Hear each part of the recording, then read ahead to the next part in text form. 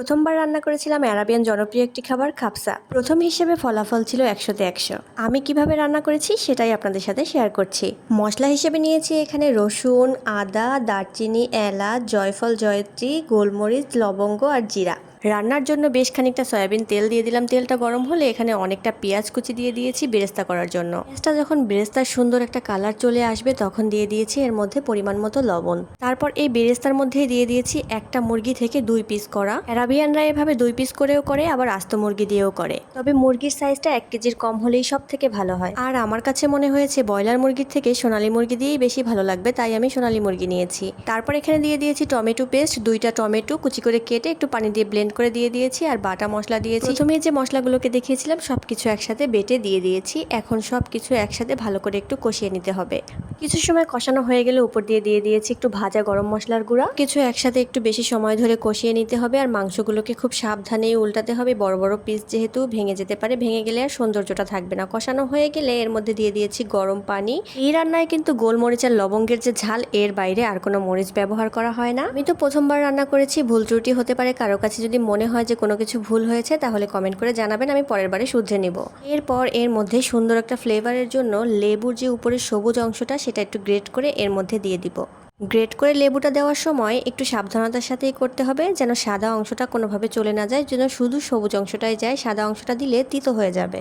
দেখেন আমি কিন্তু শুধু সবুজ অংশটাই দিয়েছি। তারপর একটা মালটা বা কমলার সেই উপরের অংশটা এভাবে সেম লেবুর মতো করেই দিতে হবে, যেন সাদা অংশটা চলে না যায়। এই 2টা জিনিস দেওয়ার কারণে এত সুন্দর একটা ফ্লেভার আসে। এটা যে চুলোর উপরেই গ্রেট করে দিতে হবে এমনটা না, আমি চুলোর উপরে দিয়েছি, এটা আলাদা করে গ্রেট করে এনে তারপরও কিন্তু দেওয়া যাবে। হয়ে গেছে। এখন সবকিছু একটু নেড়েচেড়ে মিশিয়ে ঢাকনা দিয়ে রেখে দেবো সেদ্ধ হওয়ার জন্য 20 মিনিটের মতো। 20 থেকে 25 মিনিট রান্না করে নিলেই মুরগিটা ভালোভাবেই সিদ্ধ হয়ে যাবে। মাংসটা ভালোভাবে সিদ্ধ হয়ে গেলে ঝোলটা এমনই থাকবে, সেখান থেকে জাস্ট এই মাংসের পিস দুটো তুলে নিতে হবে। সেটা যেহেতু ভালোভাবেই সিদ্ধ হয়ে গেছে, এখন একটা চিমটির সাহায্যে তুলে নিচ্ছি, না হলে ভেঙে যেতে পারে। 2টা পিসই আমি তুলে নিয়েছি। তুলে নেওয়ার পরে যে ঝোল অংশটুকু ছিল, আমার মনে হচ্ছিল যে এটার মধ্যে ভাত রান্নাটা হতে একটু পানি লাগবে, তার জন্য আমি এখানে আরও একটু গরম পানি দিয়ে দিয়েছি। এর মধ্যে সামান্য একটু লবণও দিয়ে দিয়েছি। আর ভাতের জন্য এখানে নিয়েছি বাসমতি চাল। বাসমতি চালটা আমি আগে ধুয়ে পানি ঝরিয়ে রেখে দিয়েছিলাম। এখন এই ঝোলের মধ্যে চালগুলোকে দিয়ে দিচ্ছি। কড়াইয়ের নিচের দিক থেকে একটু নেড়ে মিশিয়ে দিচ্ছি, মশলাগুলো নিচে থাকলে আবার লেগে যেতে পারে। তারপর ঢাকনা দিয়ে চালটা ফোটা পর্যন্ত অপেক্ষা করব।